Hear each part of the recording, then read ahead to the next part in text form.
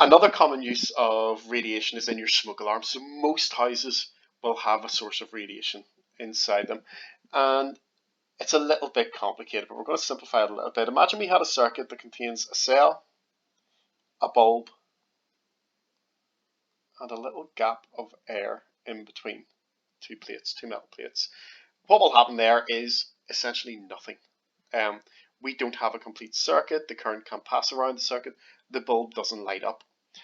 Now, the reason our wires conduct electricity is because they have free electrons in them. The reason ours doesn't is because it doesn't have free electrons. However, if I put a little alpha source down here, so this is a source that's emitting our alpha particles through this little air gap. Alpha is highly ionizing. Therefore, what it does is it can rip electrons from the air particles, and we get little electrons in the air, and it actually leaves atoms behind then that have lost electrons, so they're positively charged.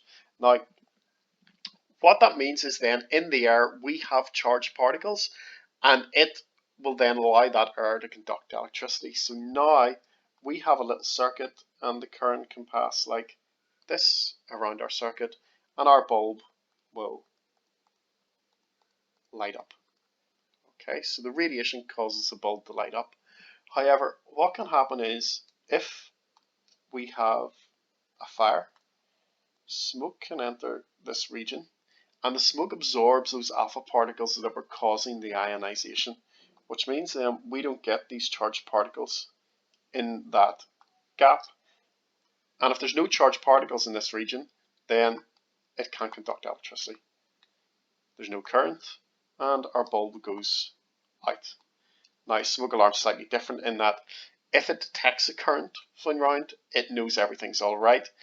When the current stops because the smoke is blocking the alpha particles and stopping it ionizing the air in this air gap in here, then it has a little device that sounds an alarm.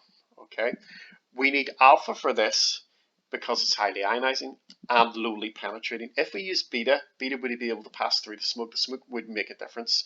If we use gamma, gamma's not ionizing enough to the air, so it would never produce a current. So it needs to be alpha in this situation.